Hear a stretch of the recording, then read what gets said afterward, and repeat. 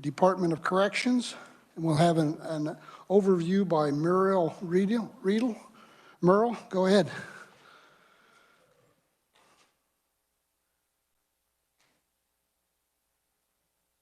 Merle was just here, wasn't he? Okay. I thought maybe you went and got on Zoom. Sorry, I thought maybe you got on Zoom. I knew I seen you earlier. Okay, can you shut that door, please? Thanks. Muriel, if you want to go ahead and start, we'll do the overview.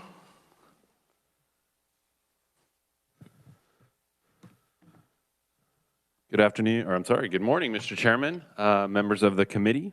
My name is Merle Riedel, and I'm the fiscal analyst at Legislative Research. Today, I'll be reviewing the budget for the Kansas Department of Corrections and the 9 correctional facilities for FY22 and FY21. So you should see a document in front of you that's labeled Department of Corrections at the upper left. So we'll go through the agency overview and issues addressed since the previous session. We'll talk about the agency's revised estimate for FY21, including supplemental requests. We'll go over the governor's recommendation for FY21 and then repeat that same process for FY22. A couple of terms I want to review that I'll be using, and hopefully they just kind of help the analysis make sense. When you hear me say the KDOC system, what I'm referring to is the Department of Corrections, the 8 adult correctional facilities, and the 1 juvenile facility. So all of those together comprise the KDOC system. When you hear me say central office, what I am referring to is the Department of Corrections itself. Since all supplementals and enhancements and capital improvements are typically requested through the central office, that's really where you'll see the most budgetary change. For the facilities, there's not usually a great deal of change from year to year. When you hear me say facilities, what I am referring to is those 9 correctional facilities, so 8 adult facilities and 1 juvenile facility. So also available here today with me is Secretary of Corrections Jeff Zamuda, Keith Bradshaw, Executive Director of Contracts and Finance, Randy Bauman, Public Affairs Executive Director. Also online, we have Deputy Secretary of Facilities, Joel Raby, Deputy Secretary of Adult and Community-Based Services, Hope Cooper, and Margie Phelps, Executive Director of Programs. So I would ask you to look on page 341, about midway down. We'll talk quickly the agency overview. Kansas Department of Corrections provides supervision to adult felony offenders in the state, including inmates incarcerated at 1 of 8 adult correctional facilities, post-release supervision, so parole, and community-based supervision, which is probation or treatment-oriented sentencing. The system consists of the KDOC Central Office, 8 adult correctional facilities, and the Kansas Juvenile Correctional Complex.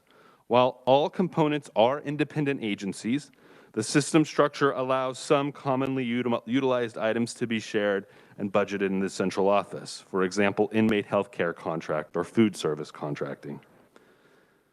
Next, I would ask you to turn to page 342, and we're going to go to the bottom of the page and look at the 2020 legislature. If you'll remember, the 2020 legislature last year passed House Resolution 6032, which disapproved ERO 44. What was ERO 44? If you remember last year, there was a proposed concept to combine the Department of Aging and Disability Services, DCF, and the Juvenile Services from the Department of Corrections to form a new agency called the Department for Human Services. And that would have also included oversight of the Juvenile Correctional Complex. However, that ERO was not approved. Last year, the legislature also approved a budget that added 6.1 million SGF in FY 2020 and 7.2 million SGF in FY 2021 for capacity expansion projects at the Lansing and Winfield correctional facilities. Also, the legislature ratified the governor's emergency declaration in response to the COVID-19 pandemic, and the pandemic resulted in periodic closures of state offices to mitigate disease spread. Furthermore, guidance from the Federal Centers for Disease Control and Prevention indicated that congregated populations in correctional facilities were vulnerable to the COVID-19 infection among residents and staff due to close proximity and underlying conditions. So many agencies throughout Kansas were impacted by the pandemic. I would argue that the Department of Corrections had some more significant and unique impacts. The legislature passed Senate Bill 102, which allowed for the delay of court proceedings in response to the COVID-19 pandemic. The delay resulted in an unforeseen decrease in the prison population. The legislature also passed House Bill 2016, which appropriated federal relief funds provided through the Federal Coronavirus Aid, Relief, and Economic Security, or CARES Act, to aid in response to the pandemic. The largest of these funds was the Federal Coronavirus Relief Fund, which was allocated by the governor's Strengthening People and Revitalizing Kansas, or SPARK task force, with the approval of the State Finance Council. So that's a little bit of a story of where we're at up to this point. So I would ask you to turn to page 348. I just want to highlight that there is some trends for the last 10 years that you can look at. And then if you look to page 349, the item I want to, it's a large budget page, but the item I really want to hit on is towards the bottom of page 349, you'll see an area called financing. The second row is Federal CARES Act. So what I attempted to do was call out those funding that is the funding that is coming from the Federal CARES Act for pandemic relief. So these would be sort of extraordinary funds that were available to the agency that will not be available on an ongoing basis. All right, if you would please turn to page 350, and we'll get into the details for the budget of FY 2021. Looking towards the top, adjustments to the approved state general fund budget. The 2020 legislature approved an SGF budget of $427 million for the Kansas Department of Corrections and related facilities in FY 2021. Several adjustments have been made subsequently to that amount. So I would just refer you to those bullet comments. You'll see the first is an increase of $48 million based on the reappropriation of FY 2020 funding that was not spent in FY 2020 and is shifted to FY 2021. And the majority of that is related to a specific fund, the Evidence-Based Juvenile Programs Fund, which we'll get into momentarily. The second one is a decrease of $7 million as a result of the governor's June 29, 2020 allotment. That is really primarily related to those expansion projects that we talked about earlier. If you'll remember, the 2020 legislature approved $6 million in FY 2020 for expansion at Winfield and Lansing, and approved $7.2 million in FY 21 for Winfield and Lansing.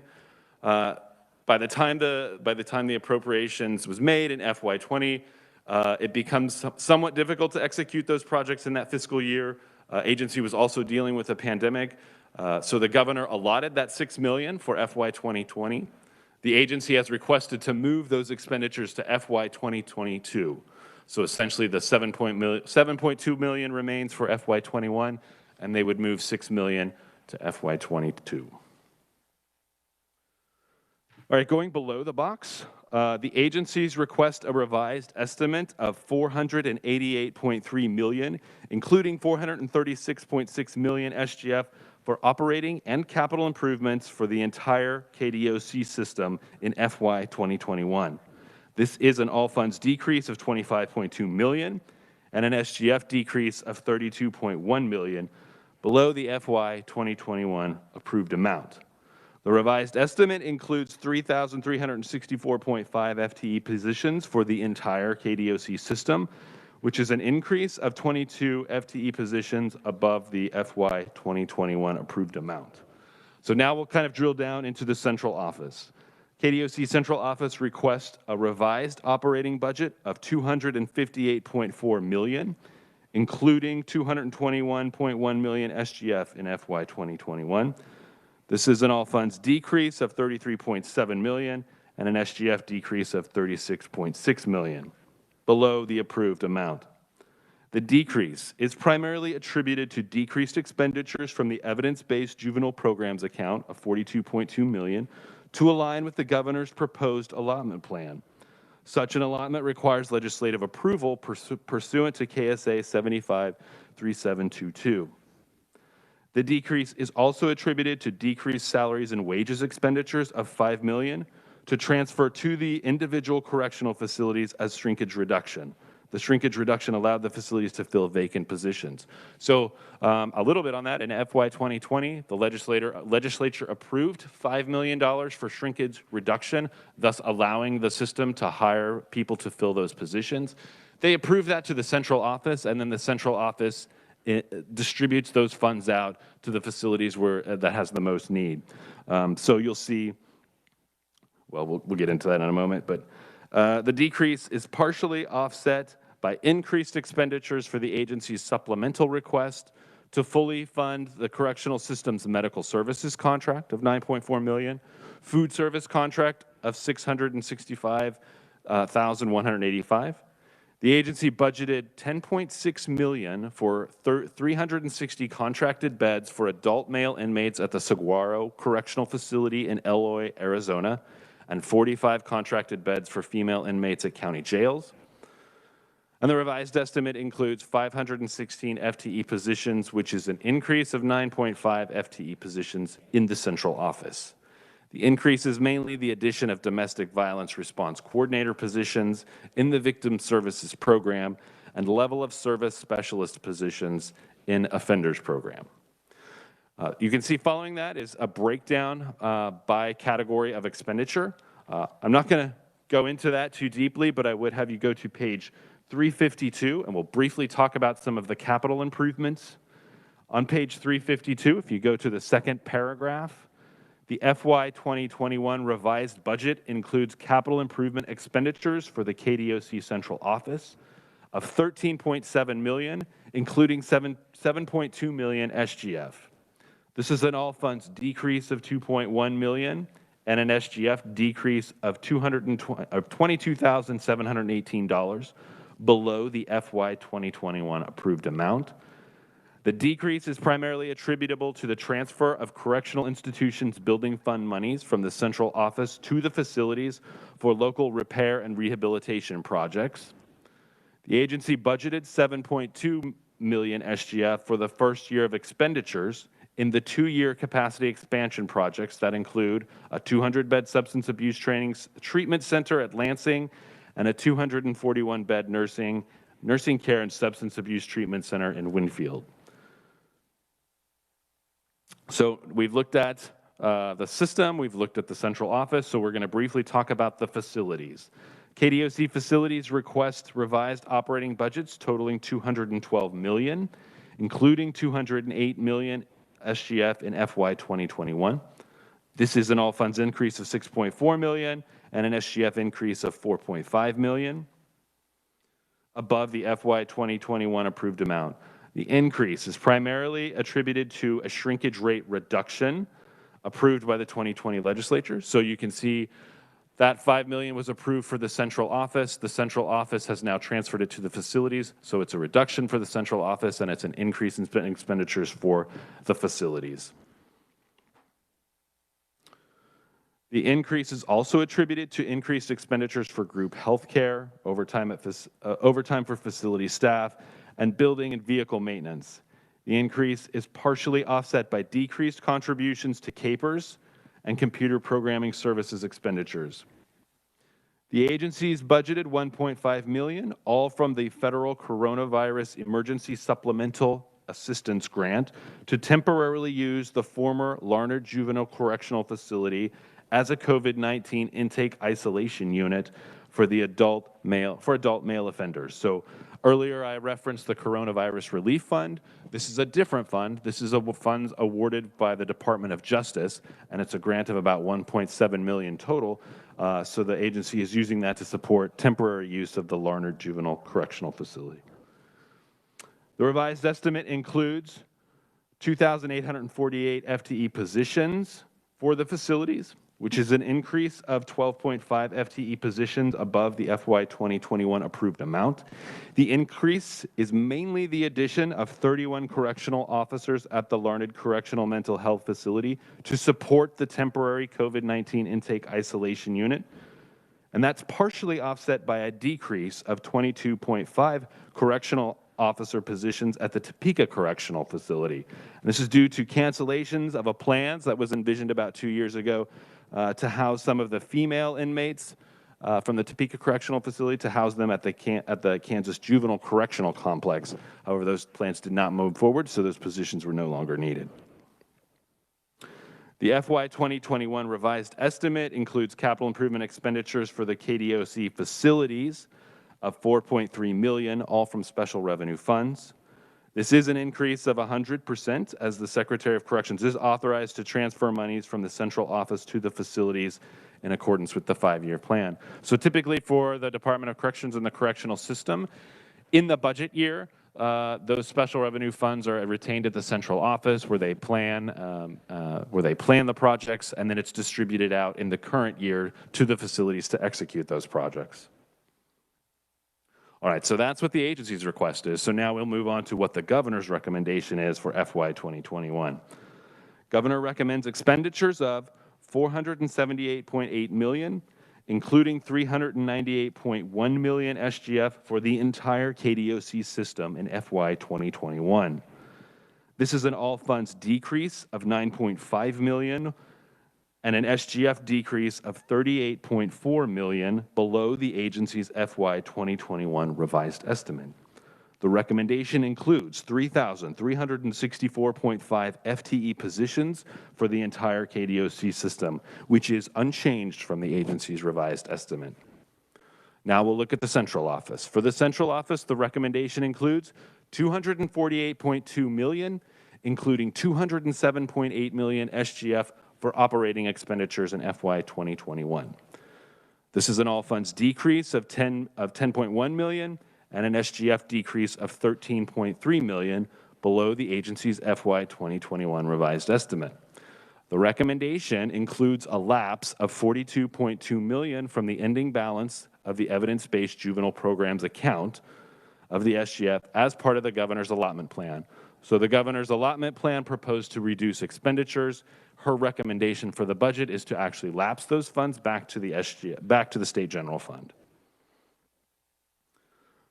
pursuant to legislative approval. The decrease is partially attributed to the lapse of other SGF monies that were reappropriated from FY 2020, which is those other funds that were reappropriated total to about $209,000. So major adjustments from the agency's revised estimate include a decrease of $9.1 million SGF for contracted beds, primarily due to the return of inmates housed at the Arizona Correctional Facility. It came back to Kansas in December 2020. So those inmates return. There are no longer contracted inmates housed at Arizona. And so 9.1, it's a decrease of 9.1 for the remaining of the year. A decrease of $4 million SGF for inmate food services, so that's a decrease of $3.2 million in food service program and a decrease of $1.7 million in health care, and that is primarily due to a lower than previously anticipated prison population. As I mentioned, the pandemic resulted in an unforeseen decrease, so here you're beginning to realize some of the potential savings from that decreased population. An increase of $3.2 million from the Coronavirus Relief Fund, due to an allocation from the Spark Task Force for salaries and wages of $2.6 million and procurement of personal protective equipment of $551,000 in response to the COVID-19 pandemic. So just to clarify, the Coronavirus Relief Fund monies had a fairly specific use in federal regulation that could not typically be used just to replace SGF.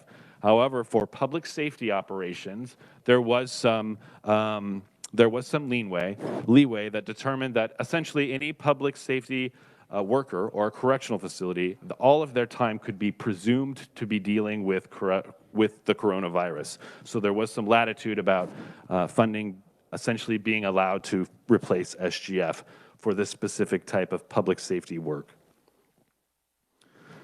The recommendation also includes $13.7 million, including $7.2 million for capital improvement expenditures at the KDOC Central Office in FY 2021.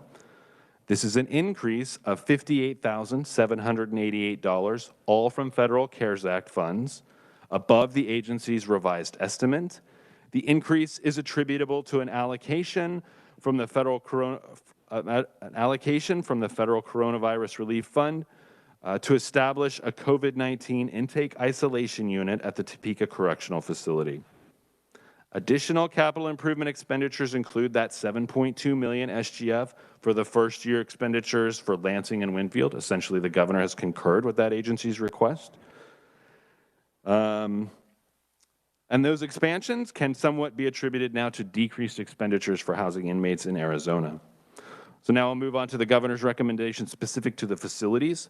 For the KDOC facilities, the recommendation includes $211.8 million, including $183.2 million SGF for operating expenditures in FY 2021. This is an all funds decrease of $140,000 and an SGF decrease of $25.1 million, below the agency's FY 2021 revised estimate. So the decrease is attributable to lapses totaling $140,000 SGF reappropriated from FY 2020 among all the facilities.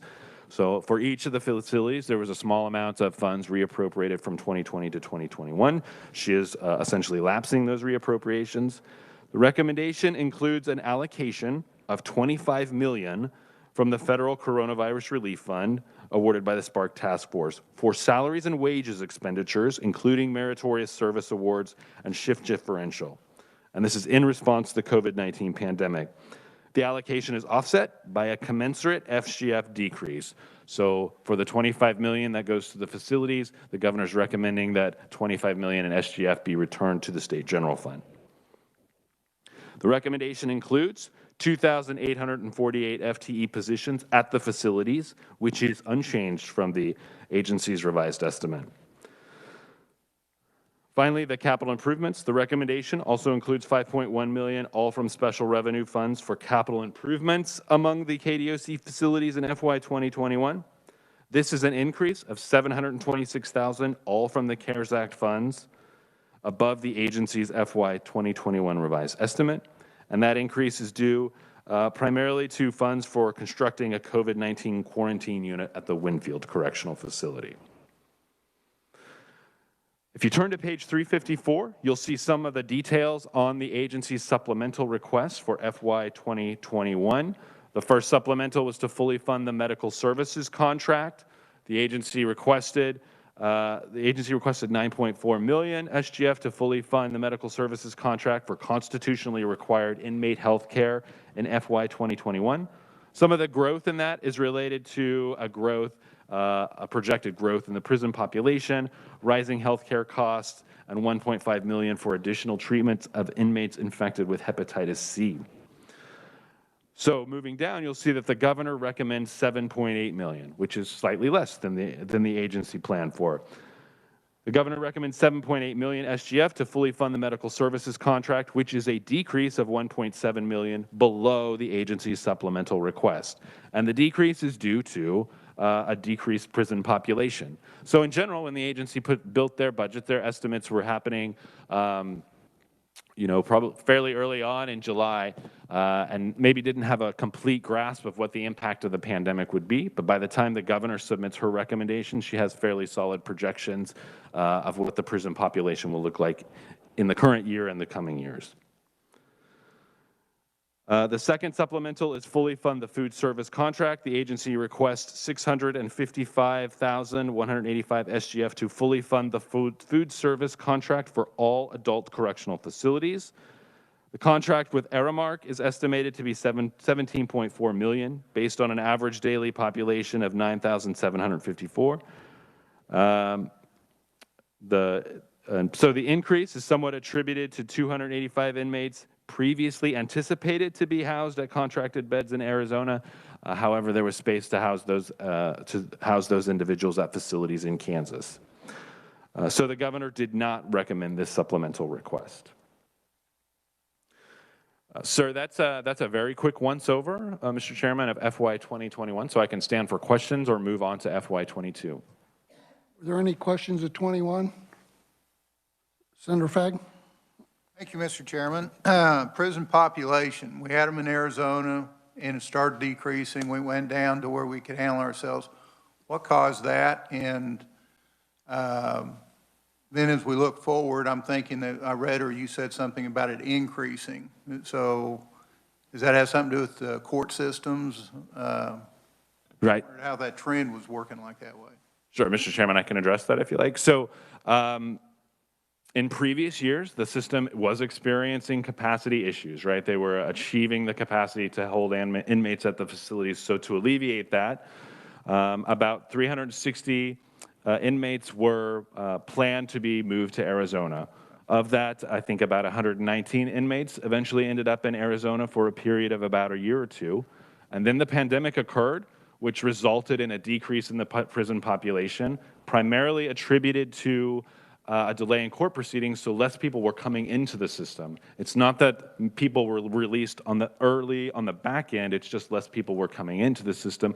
So the population level began to decrease, which allowed the facility to then move those inmates in Arizona back into Kansas. And so your question of, the population does decrease. However, typically the trend for these inmates is that even though there is a decrease currently, there is likely a slow increase in the population that will happen within the next 10 years. Okay, so the court system was kind of clogged up with this too. So that trend upward, you don't think we'll see a bump in there as we get back to normal? So that's a good question, and later you'll actually have Mr. Schultz from the Sentencing Commission, and their commission this is part of what they do, is to analyze some of these trends. Yeah. He can probably give you a more minute, more accurate answer, but in general, from the discussions that I've seen, it's not necessarily projected that there will be a sudden bump in the increase of inmates, but there will be a slow uptick over a period of time.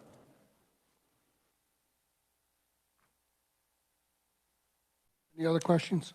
Please proceed, Merle. All right. I'm looking on page 356, FY 2022. I'm looking at the text below the box. The agency's request $490.5 million, including $448 million SGF for operating and capital improvements for the entire KDOC system in FY 2022. This is an all funds increase of $2.1 million and an SGF increase of $12.3 million above the FY 2021 revised estimate. The request includes 3,333.5 FTE positions for the entire system, which is a decrease of 31 FTE positions below the FY 2021 revised estimate. So again, the KDOC Central Office requests an operating budget of $265.7 million, including $233.2 million SGF for FY 2022. This is an all funds increase of $7.3 million and an SGF increase of $12.2 million above the FY 2021 revised estimate. The increase is primarily attributed to the agency's 11 enhancement requests. These include enhancements related to increases for certain staff salaries and retirement benefits, adjustments to the food and medical services for inmates, and shifting of expenditures from the Larned State Hospital to the KDOC Central Office for aspects related to inmates. Further, the agency budgeted an enhancement of $1.5 million to partially finance the replacement of adult and juvenile offender management data systems. And the request includes 516.5 FTE positions for the central office, which is unchanged from the FY 2021 revised estimate. You'll see the following bullet points are a breakdown by category of expenditure. I'm going to move past those and move on to some of the capital improvements for the central office. Looking at the bottom of page 357, the second to last paragraph, for FY 2022, the budget includes capital improvement expenditures for the KDOC central office of $13.3 million, including $6.1 million SGF. This is an all funds decrease of $413,000 and an SGF decrease of $1.1 million, below the FY 2021 revised estimate. The agency budgeted $6.1 million SGF for final year expenditures for Lansing and Winfield. At the KDOC facilities, they requested operating budget of $211.5 million, including $209.5 million SGF for FY 2022. This is an all funds decrease of $420,000 and an SGF increase of $1.2 million from the FY 2021 revised estimate. The decrease is attributable to an elimination of 31 temporary correctional officer positions at the Larned Correctional Mental Health Facility. Those positions were funded by the Federal Coronavirus Emergency Supplemental Justice Assistant Grant to support the temporary use of that juvenile facility in Larned. And that occurred in FY 2022, so those positions would go away in FY 2021. The decrease is also attributed to decreased expenditures for utilities, for inmate uniforms, and maintenance and construction material. The decrease is partially offset by expenditure increases related to fluctuation in employer contributions to fringe benefits.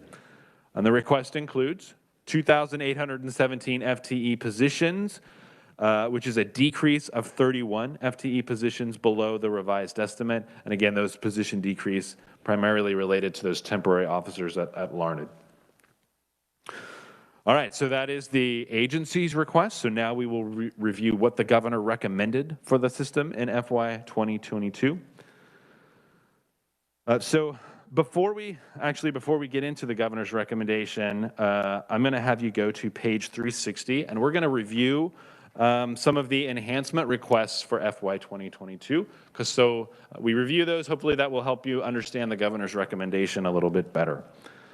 So looking on page 360, down below the box, you'll see fully fund the medical services contract. So again, the agency requests $11.3 million SGF to fully fund the medical services contract. The contract is estimated to be $88.8 million and would provide for the delivery of on-site medical, dental, mental health care services at all correctional facilities. The request includes expenditures that account for growth in the population, rising healthcare costs, and a contract escalator of 2.5%. For budgeting purposes, the agency utilized the prison population projected prior to the COVID-19 pandemic. So the governor recommends $9.6 million for the medical services contract, which is a decrease of $1.7 million below the agency's request. And that decrease is primarily related to a lower prison population projection. So I'm going to move on to page 361 to the next enhancement that the governor recommended. You'll see a topic, adult and juvenile offender management data systems. The agency requested $1.5 million SGF to partially finance replacement of the Adult Offender Management Information System, or OMIS, and the Juvenile Correctional Facility System, JCFS. Implemented in the 1970s, these data systems track inmate location, inmate banking, custody classification, and provide various services that are central to the system's operations of the facilities. According to the agency, these obsolete data systems utilize antiquated coding, of which few technicians remain knowledgeable. In fact, this system was developed by the same developers that established the Department of Labor's mainframe, which has proven somewhat unstable, and this system is likely to prove unstable as well. The agency proposes to replace these systems with a single offender data management system tailored for correctional systems, such as those provided by Microsoft. The new system would consolidate management of adult and juvenile populations, provide interoperability with other justice-related entities, and allow for the inclusion of evidence-based programming and rehabilitative aspects. Moving on to the next paragraph, the agency estimates replacement of the OMIS and JCFS would total $2.8 million, financed over a period of 5 years, concluding in FY 2026. So below you'll see a table. So this is the agency's initial thoughts on how to finance this project. So the table is the agency's proposal. If we move to the next page, we'll get into the governor's recommendation. So the governor's recommendation is based on some further information that was determined by the agency, so you'll see a more refined financing plan. The governor recommends an enhancement of 79,182 SGF instead of the 1.5 million that the agency requests, and a shift of 1.9 million in operating expenditures to capital improvements for debt service to support an alternative 7-year financing plan for replacement of the adult and juvenile offender management data system. So the governor's plan would begin in FY 2021 and concludes in FY 2027 with a total project cost of $25.8 million, which includes an initial payment of $5 million, followed by principal payments on a $20 million loan, and interest totaling $791,000. In FY 2021, the plan includes an initial payment of $5 million, which is financed with existing funds from the agency's general fee funds, so $3 million from the fees fund, and the evidence-based juvenile programs account of the state general fund, so $2 million from the evidence-based juvenile programs account. In FY 22, the plan includes expenditures of $2.1 million, which include a debt service principal payment of $1.9 million and a debt service interest payment of $142,450. The FY 2022 expenditures are financed with $2 million from existing funds from the evidence-based juvenile programs account of the state general fund, and an enhancement of $79,815 in new SGF. And so below that, you will see this is the table. Much of this table, over the period of when the agency submitted their request and the governor determines the recommendation, the agency worked to find some alternative financing plans that they feel better suited their project. Moving below that table, we're going to take a look at the Larned State Hospital. Larned State Hospital contract beds. So the agency, the Department of Corrections, requests $1.3 million SGF to shift funding from the Larned State Hospital to the KDOC Central Office related to housing of 90 inmates with mental health needs. In 2016, Larned State Hospital and the KDOC entered into a memorandum of understanding in which 90 inmates with severe and persistent mental health illnesses were transferred from the Larned State Hospital to the Department of Corrections. Due to capacity limitations within the correctional system at the time, 90 general population inmates were displaced to contracted jail beds to allow suitable space for mental health inmates at correctional facilities. As the funding of the care for these inmates was included in the Larned State Hospital, the Larned State Hospital would regularly transfer $1.3 million appropriated for their care from the hospital to the Department of Corrections. Both agencies have agreed to eliminate this interfund transfer and replace it with a direct SGF appropriation to the Department of Corrections central offices where the final expenditures are made. Moving on to page 363, the next enhancement that the governor recommended was the Larned State Hospital food service contract. The Department of Corrections requests $814,000 to shift funding from Larned State Hospital to the DOC Central Office for the provision of food service at the Larned Correctional Mental Health Facility. Since opening the Larned Correctional Mental Health Facility, the agencies have maintained agreement by which the Larned State Hospital provides food preparation in exchange for inmate labor. In recent years, inmate labor at Larned State Hospital kitchens has resulted in damaged equipment, delays due to correctional facility lockdowns, and opportunities for contraband trafficking. The agencies have agreed to shift food service operations from the hospital to the Larned Correctional Mental Health Facility, where expenditures would be integrated into the Department of Corrections' existing correctional system food service contract with Aramark. As part of that Aramark contract, pricing is estimated to be $1.60 per meal, which is a decrease from the LSH rate of $4.59 per meal, which would result in a decrease of expenditures or savings of about $2.2 million. So that covers the enhancements that the governor recommended. Next, I'm going to quickly review the FY22 reduced resource budget, and then we'll get back to the governor's recommendation.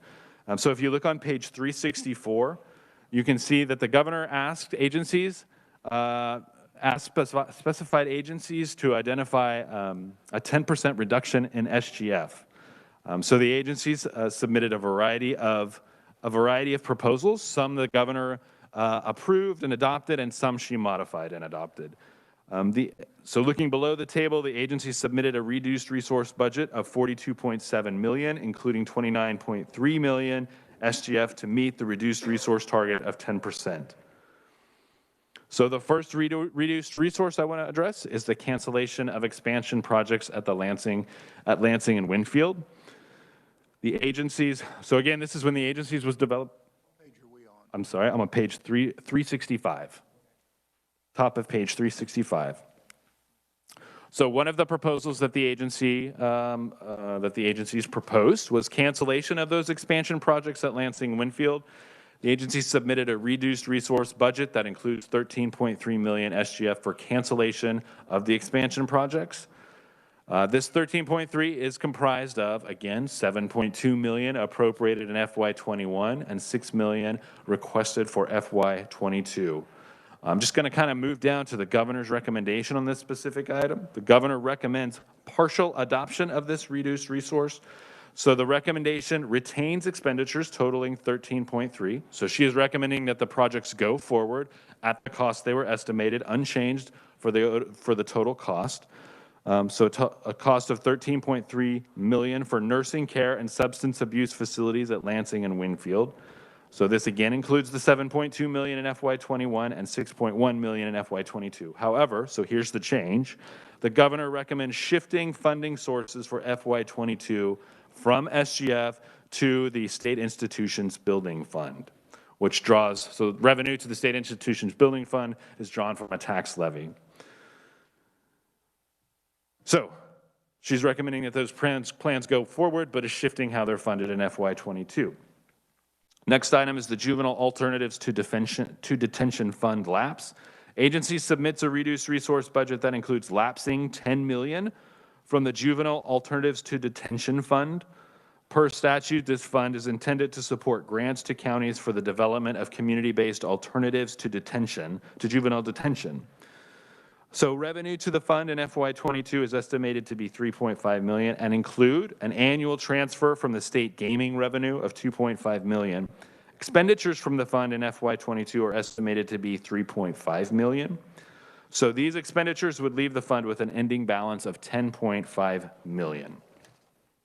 Governor recommends, and I'm turning to page 366, the top of page 366, the governor recommends partial adoption of this reduced resource proposal rather than lapse funds from the balance of the Juvenile Alternatives to Detention Fund, so a special revenue fund, rather than lapse that back to the state general fund. The governor recommends utilizing 10 million from that fund to offset SGF monies for the provision of graduated sanction grants awarded to juvenile community corrections agencies. So she's using that end of the 10 million from the ending balance of that special revenue fund to replace SGF that is used as grants to community corrections agencies. The next two items you can see, contract bed reduction and return of out-of-state. Those are both reduced resource proposals related to those inmates from Arizona coming back. And because those inmates came back, she adopted both of those reduced resources. Next, I'm going to move to page 367, an item called Central Office Staffing Reduction. The agency submits a reduced resource budget that includes SGF for a 10% reduction in salaries and wages expenditures within the KDOC central office. Such a reduction would eliminate funding for 12 FTE positions. The agency proposed to eliminate at least one position from each of the following areas, and you can see those bullet points list the areas. Moving down to the governor's recommendation on this specific item, the governor recommends partial adoption of this reduced resource proposal. The recommendation reduces expenditures for the central office staffing by $450,000, but retains $450,776 for such purpose. The reduction would eliminate funding for 6 FTE positions. So the agency proposed eliminating 12. The governor recommended eliminating only 6, or funding for 6 positions. Increased facility shrinkage. The agency submits a reduced resource budget that includes $497,000 to increase shrinkage rate among staff at correctional facilities. So that would increase the amount of positions that have to remain open. Shrinkage is the intentional reduction of salaries and wages expenditures for authorized positions. This increased shrinkage rate would result in a total of 10 additional positions left vacant to stay within budget. And the governor recommends adoption of this reduced resource proposal. Finally, the last reduced resources, and then we'll get back to the recommendation. Community Corrections Supervision Fund, the agency submits a reduced resource budget that includes transferring $326,000 to the State General Fund from the Community Corrections Supervision Fund. Per statute, this fund is intended for the community supervision of individuals convicted of certain DUI offenses. Revenue to the fund in FY 2022 is estimated to be $1.3 million and includes driver's license, reinstatement fees, DUI penalties. Expenditures from the fund in FY 2022 total $1.2 million for grants to community corrections agencies to support substance use disorder treatment of offenders. So the governor recommended partial adoption of this reduced resource rather than transfer those funds from that community corrections supervision fund. The governor recommendation is simply is a decrease of SGF of $326,000 for grants to community corrections agencies. So that was a very quick once-over of the enhancements and reduced resources. You can see there are other enhancements in there, and some of them relate to salary adjustments for parole officers, improvements of retirement plans for some positions, but those were not recommended by the governor. So I'm going to have you return back to page 358, and we'll get into the governor's recommendation for FY22, and then I will get out of your hair and let the agency tell you more relevant information. The governor recommends, and I'm sorry, I'm looking on page 358, a paragraph beginning the governor recommends expenditures of $466.6 million, including $408.9 million SGF for the entire KDOC system in FY 2022. This is an all funds decrease of $23.8 million and an SGF decrease of $39.9 million. The recommendation includes 3,333 FTE positions for the entire KDOC system, which is unchanged from the agency's FY 2021 revised estimate. For the central office, the recommendation includes an operating budget of $239.9 million, including $197.5 million SGF for the KDOC central office in FY 2022. This is an all funds decrease of $25.8 million and an SGF decrease of $35.8 million, below the agency's FY 2022 request. The decrease is attributed to the governor not recommending several of the agency's enhancement requests and adopting a modified reduced resource budget. So let's review some of the major adjustments from the agency's request. There's a decrease of $10.6 million SGF for contracted beds, primarily related to those inmates returning from Arizona in FY 2020, in FY 2021. So in FY 22, those funds are not needed for the housing of those inmates in Arizona. A decrease of $10 million SGF for graduated sanction grants awarded to juvenile community corrections agencies, offset by an increase in $10 million in expenditures from the Juvenile Alternatives to Detention Fund. So she's essentially replacing SGF with this special revenue fund. So not adjusting the services provided out of this for this fund, but adjusting where the source comes from.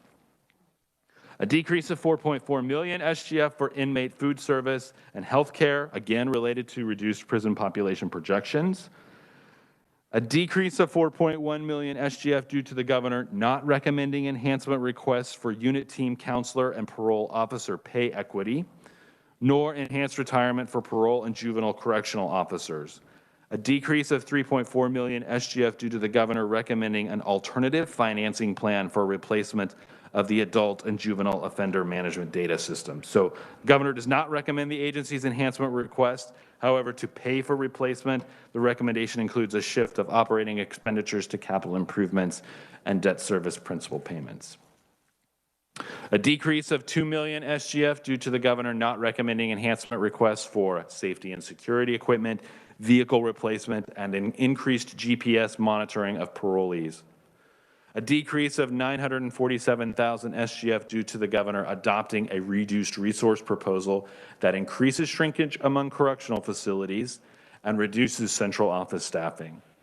And finally, a decrease of $326,000 due to the governor partially adopting a reduced resource proposal that decreases expenditures for grants awarded to community corrections agencies for supervision of probationers.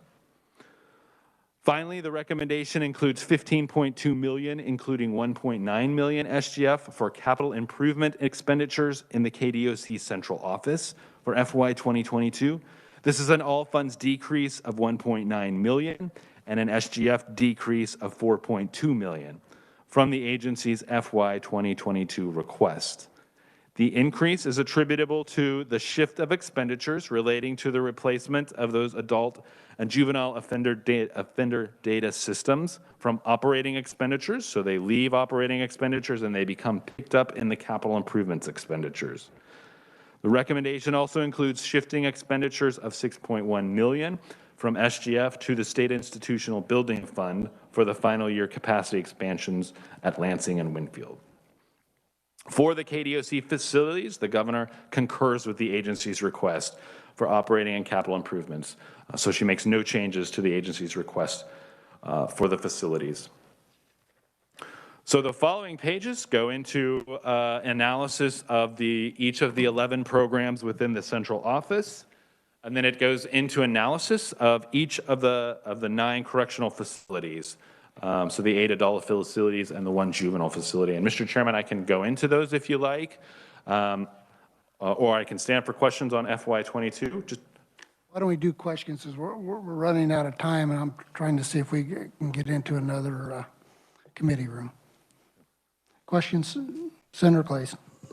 Thank you, Mr. Chairman. I won't go back too far because I've only been here 9 years. So if I go back 9 years, Merle, we had a budget for the Department of Corrections that was below $300 million.